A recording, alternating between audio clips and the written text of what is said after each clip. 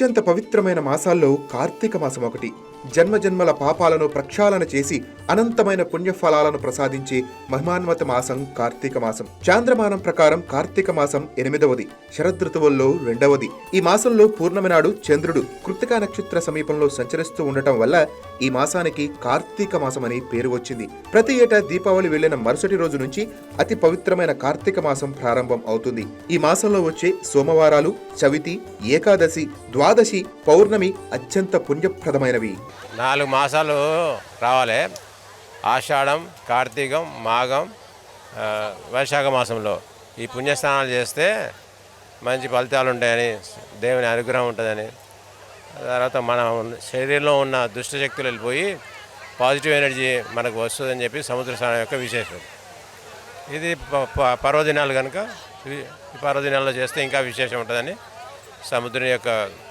సముద్రుడు అంటే విష్ణుమూర్తి సంవత్సరం. సో అందుకనే ఈ పద్ధతిని పాటిస్తున్నారు. కార్తీక మాసంలో నదీ స్నానానికి, సముద్ర స్నానానికి ఎంతో విశిష్టత ఉంది. ఈ మాసంలో నదీ స్నానం తప్పకుండా చేయాలని పురాణాలు చెప్తున్నాయి. కార్తీక మాసంలో చేసే నదీ స్నానానికి, సముద్ర స్నానానికి అటు ఆధ్యాత్మికంగానే కాకుండా ఇటు శాస్త్రీయంగా ఎన్నో కారణాలు ఉన్నాయి. కార్తీక మాసంలో సూర్యుడు ఉదయించక ముందే నక్షత్రాలు కనిపిస్తుండగానే నది లేదా సముద్రంలోని పవిత్ర జలాల్లో స్నానం చేయటం వలన పుణ్యంతో పాటు సంపూర్ణ ఆరోగ్యం సొంతం అవుతుంది. ఎందుకంటే ఈ మాసంలో నదీ జలాల్లో, సముద్ర జలాల్లో ఔషధ గుణాలు అధికంగా ఉంటాయి. మన హిందువులందరికీ ఎంతో ముఖ్యమైన పర్వదినం.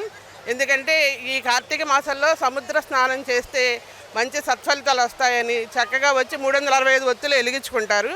అదే కాకుండా ఆకామావై అని చెప్పి ఆషాఢ మాసం, కార్తీక మాసం, మాఘమాసం, వైశాఖ మాసంలో కనుక సముద్ర స్నానం చేస్తే ఎంతో పుణ్యప్రదం. ఈ రోజున చాలా అంటే కార్తీక మాసంలో జనాలు బాగా వస్తారు. మనకి చుట్టుపక్కల ఊళ్ళే కాకుండా పొరుగు రాష్ట్రాల నుంచి కూడా వచ్చి మన బందర్ బీచ్కి వచ్చి స్నానాలు చేసి ఆ దైవ అనుగ్రహం పొందుతారండి. మేము మచిలీపట్నం వాసులమే. మేము వచ్చి ఇక్కడ స్నానానికి రావడం అనేది మాకు కూడా చాలా సంతోషం. కార్తీక పౌర్ణమి సందర్భంగా భక్తులు ప్రధానంగా సముద్ర స్నానాలు చేస్తుంటారు.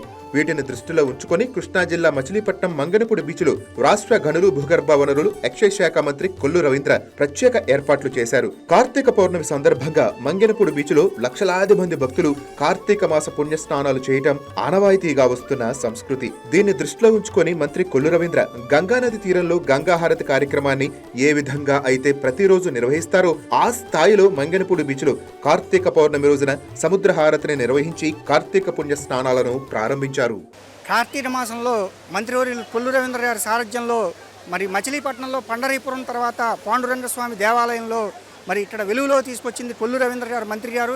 ఎందుకంటే ఎన్నో ఏళ్ళుగా రథోత్సవం ఆగిపోతే 2014లో మంత్రిగా అయిన తర్వాత కొల్లు రవీంద్ర గారు మరి పాండురంగడి రథోత్సవాన్ని మళ్ళీ ఆయన ప్రారంభించి పూర్వవైభవం మచిలీపట్నం బీచ్ గతంలో మూసేసి ఉండేది, అలాంటి బీచ్కి మంచి శోభ తెచ్చి ఇక్కడ ఆధ్యాత్మిక కేంద్రంగా మచిలీపట్నం తీర్చిదిద్దాలని, అలాగే బీచ్ని కూడా డెవలప్ చేసి ఇక్కడ అభివృద్ధి సంక్షేమమే జయంగా కొల్లు రవీంద్ర గారు పనిచేస్తున్నారు.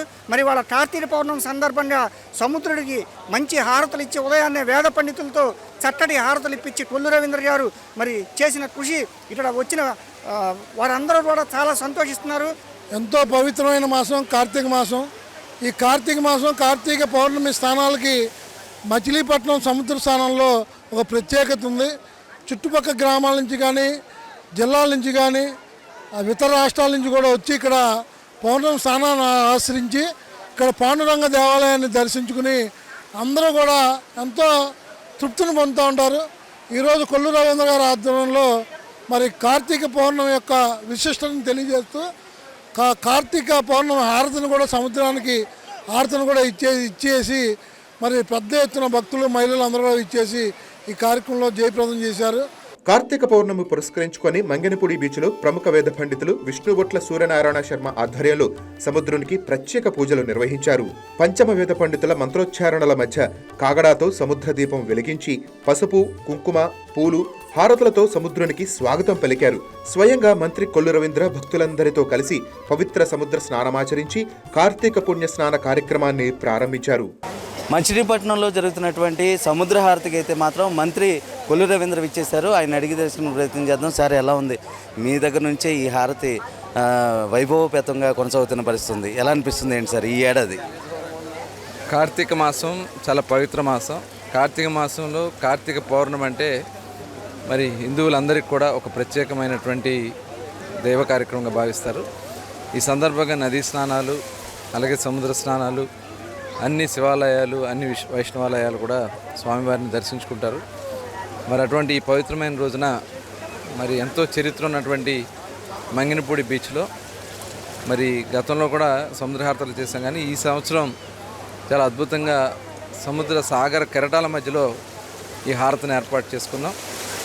ఎలా అయితే మన కాశీలో గంగా హారతి ఇస్తారో, ఆ గంగాదేవికి అక్కడ పవిత్రమైనటువంటి హారతి ఇస్తారో, అదే తరహాలో ఇక్కడ ఋత్వికుల ఆధ్వర్యంలో సముద్ర హారతిని ఇచ్చి ఇప్పుడే సముద్ర స్నానాలు ప్రారంభించుకోవడం జరిగింది. చాలా పవిత్రమైనటువంటి ఈ కార్యక్రమం నిజంగా చాలా ఆధ్యాత్మికంగా, ఆ సముద్రుడు ప్రతిదానికి ఆధారం సూర్య చంద్రులు. మరి అటువంటి సూర్యచంద్రులకి ఇక్కడ సముద్ర తీరంలో హారతి ఇవ్వడం, ఇది తప్పకుండా రాష్ట్రానికి మంచి జరగాలని, ప్రజలకి అందరూ కూడా సుఖ సంతోషాలతో ఉండాలని చెప్పి మనస్ఫూర్తిగా కోరుకోవడం కూడా జరిగింది. ఇవాళ అదే రకంగా తీర ప్రాంతాల్లో టూరిజంకి చాలా అవకాశాలు ఉన్నాయి. మనకున్నటువంటి సంప్రదాయాన్ని గౌరవించుకుంటూ ఇటు టూరిజంను కూడా మనం ప్రమోట్ చేసుకుంటే ఒక అద్భుత ప్రాంతాలుగా అభివృద్ధి చెందుతాయి. గౌరవ ముఖ్యమంత్రి గారు కూడా అదే దృష్టితో ఇవాళ అన్ని కార్యక్రమాలు కూడా చేస్తున్నారు. రాబోయే కాలంలో ఇంక మరిన్ని వసతులు, ఇప్పుడు చాలా వరకు కొంత చేశాం, కానీ ఇంకా మరిన్ని వసతులతో ఇక్కడ వచ్చిన వాళ్ళందరూ కూడా ఆహ్లాదకరంగా ఉండే విధంగా అన్ని ఏర్పాట్లు, అటు ఆధ్యాత్మికంగా, అటు సాంస్కృతికంగా, అటు వాళ్ళు వచ్చినందుకు ఇక్కడ ఎంటర్టైన్మెంట్ కానీ అన్నీ కూడా ఏర్పాటు చేయడానికి అన్ని చర్యలు కూడా తీసుకుంటా ఉన్నాం. సార్, అయితే పాండురంగ స్వామి అక్కడ ఉత్సవాలు జరుగుతున్నాయి, అదేవిధంగా ఈ రెండింటికి అనుసంధానం చేస్తూ కార్యక్రమాన్ని అయితే దిగ్విజయంగా చేస్తున్నారు.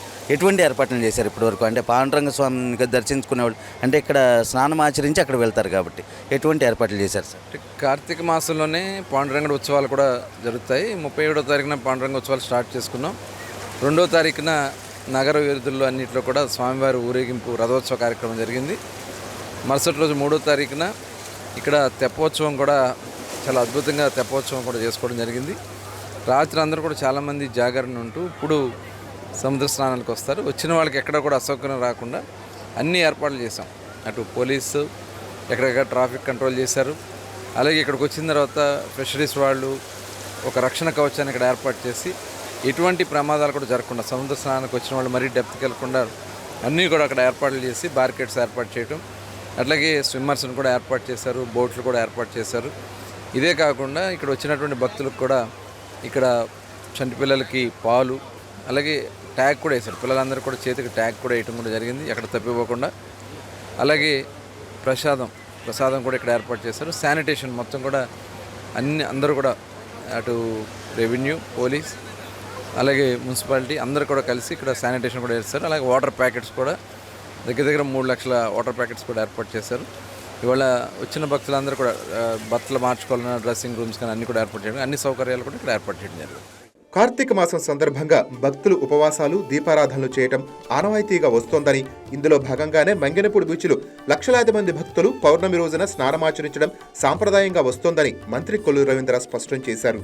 మన సంస్కృతిని ప్రతిబింబిస్తూ టూరిజాన్ని ప్రోత్సహించే విధంగా ఆహ్లాదకరమైన వాతావరణాన్ని సృష్టించేందుకు సముద్రహారతి కార్యక్రమం చేయడం ద్వారా ప్రజల్లో ఒక నూతన ఉత్తేజానికి శ్రీకారం చుట్టామని మంత్రి అన్నారు. కార్తీక మాసం పవిత్ర మాసం.